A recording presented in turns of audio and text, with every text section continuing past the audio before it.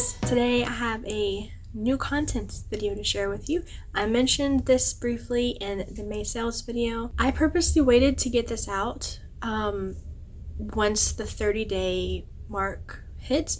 That way I had all my information in case something did come up further, more communication from the buyer. I just wanted to make sure everything was set before. It is June 6th. 30 days was actually yesterday on the 5th. So there's no further communication. It's done. There's nothing. We're done.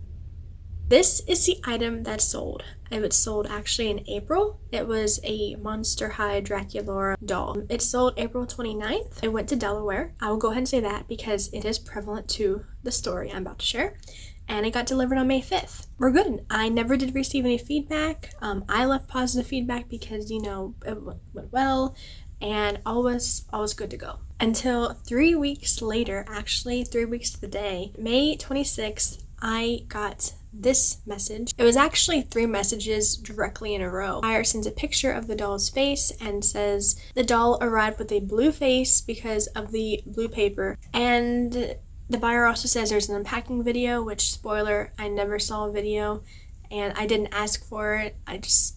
But supposedly there is. How will we solve this problem? I don't want to leave a bad review or write in support of eBay yet. I'm not gonna lie, when I first got these messages, I was not happy because of the threatening message for feedback extortion. That is the first for me, and I really did not appreciate the tone of the notes. I feel there were way more better ways to go about letting me know, and yeah, I didn't like it. Now, if we're looking at from the seller's shoes or from the buyer's shoes, yeah, if they had just opened it and they were like, they would be upset and not sure what to do and wanting to reach out to me ASAP. I get that. I really do understand that. The frustration, I totally get it.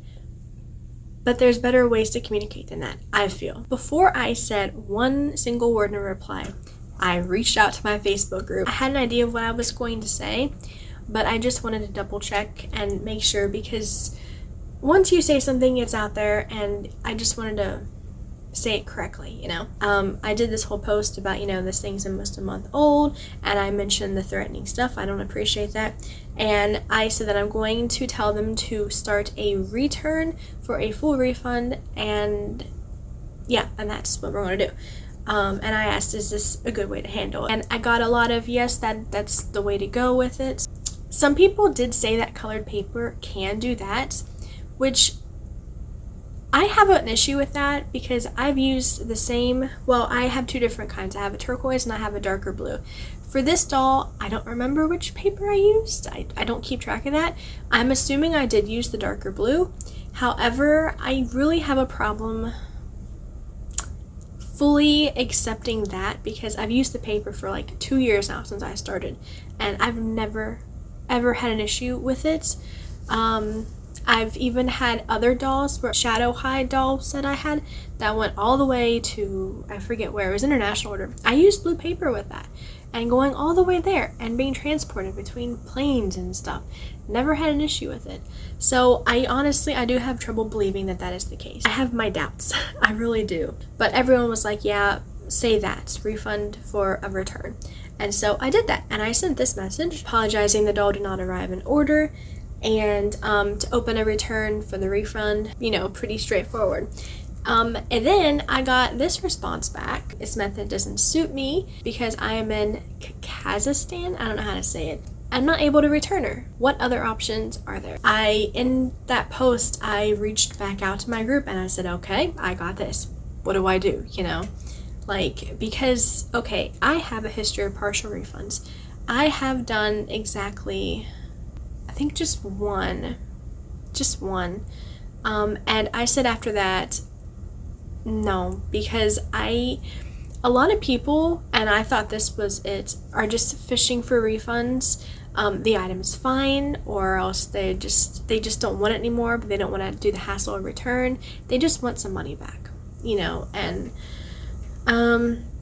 so I'm not doing partial refunds anymore. Honestly, I kind of wish I had never done that one, but I was years ago. That was, forever. So it's done. That just seemed really fishy and just not willing to work with me. So then in that little comment thread, I got a bunch of people messaging, and these people have been so helpful with all this. One asked if it was international, which it was not, or did they use a freight forwarder?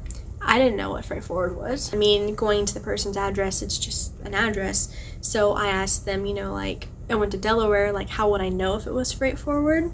But if you go to the buyer's profile picture, they are in Europe. So I wasn't quite sure, So the conversation, it was a lot of conversation, and I went back and forth between trying to explain what freight forward is, and then also tips to get that blue mark off, how to take off bad feedback if they do leave a negative. But I got a bunch of people saying, stick to your guns, only of return. That's the only option. And so I was very anxious when I sent this message.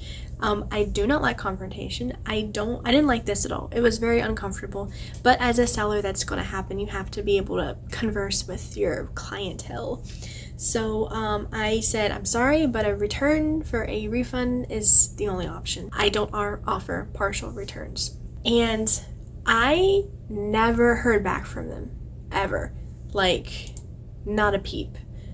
And then today I actually blocked them. That way we wouldn't have any further issues. The majority of the people were like, good on you, stick to it, don't do it. Just fishing for a partial refund. It was suggested a couple times that I go ahead and get in touch with eBay and bring this all up to them and mention the feedback extortion, which I forgot to mention.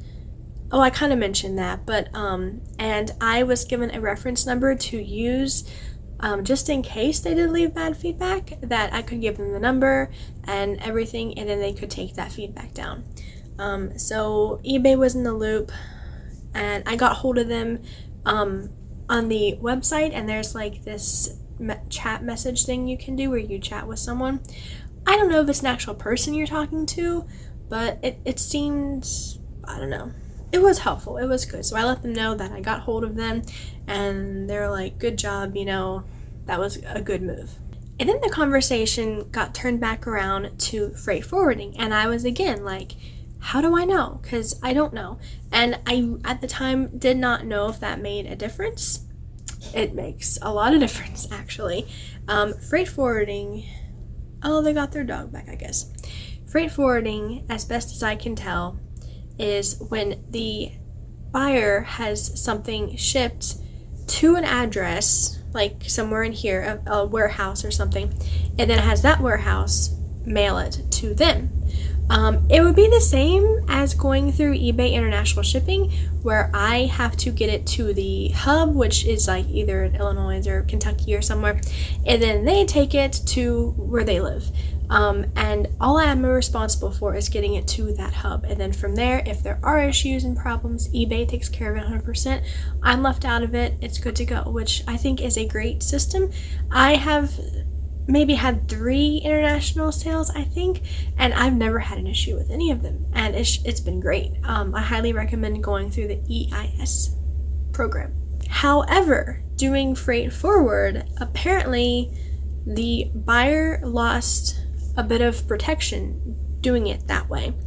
And I have also heard that the freight forwarding company, whoever it is, I don't know 100%, they will sometimes open up the packages. And so I'm wondering, I don't know, but my guess is if anything happened to the doll, it happened with them. As for the blue paper, I really don't know what could have happened, because I'm going to be real, the packing, the only way I could think if it actually rubbed off is if the paper got wet. I don't have any pictures of that, but to get wet, the doll was wrapped in the paper with a little thank you sticker, thick bubble wrap, like this kind of thick bubble wrap. And then a bunch of craft paper, and it was inside a box, sealed. And when I seal a box, I do like the tape in the middle, 2 sides, and I also do like these 2 sides here. So I tape a box good. There's nothing getting in that box. So I really don't know how it could have happened unless the freight forwarding people did something. I don't know. I really have no idea. A couple commented that that's probably why the buyer wasn't responding, because they knew they lost protection when they did that. And there's something about you can't have an order go somewhere else other than to where it gets delivered or something like that. Like, it'd be the same with the international thing. I was just responsible for getting it in Delaware. That was it. And then from there, that was on them. I don't know. I think the buyer would have had to have gotten with the freight forward people, and I guess they didn't want to do that. I don't know. I'm still not 100% sure about the freight forwarding thing, but I do know a little bit more now. And looking up the address, it is a warehouse, and there's an account number on the buyer's shipping thing. Majority of the people who commented are totally like, you don't owe them anything, like that was totally on their mistake, just, you know, you did your part trying to do a return for a refund, because I would have refunded the money. There were a couple people saying use the blue paper, it was my fault for doing that. Some said, like, if you feel bad about it with the paper, then you could send them a couple bucks or anything, but other than that, you're good to go. I don't think, I have a hard time believing the paper did anything. I'm not sure how the paper would have done something, honestly, unless like I said, it got wet. I don't know. But from here on out, to save me any more of this issues, and that way I cannot be accused of doing that, from now on, all my orders, if I use my tissue paper, it's going on the outside of the bubble wrap, because the paper, it's an extra. It is. It just makes it look nice, makes it look pretty. You don't have to have it, but I think it adds something really nice, and it makes the packaging looks nice. Because I do take pride in how I pack orders and making them look nice and presentable and professional. From now on, I will just do the paper on the outside of the bubble wrap, and we'll just do that. So that will conclude this little issue. They never got back with me. I never got back with them. Just the entire situation did not feel right. Like, you're supposed to trust your gut, and it just felt weird. At first, I was like, why did it take them so long to open it and get back with me? Almost the entire month. They only had a week left to reach out before the 30-day period was up. And it made me wonder, why did they wait till last minute? Thinking about it, it only got delivered to Delaware on May 5th. It still had to go to wherever else they were. So they may have just received it. I don't know. So yeah, that is the content for today. I don't know. What would you have done in my place? I think I did as best, like, I did my job. I offered the return, found out that they went through a different shipping thing, and honestly, I think they should have just went through the international shipping. eBay would have taken care of everything. It would have been fine. How would you have handled it? Have you ever had a similar situation, and what happened with that? I'm going to go ahead and go. I do have another video I need to get out. I mentioned that in also the May sale video. So hopefully that'll be out pretty soon too. So until next time.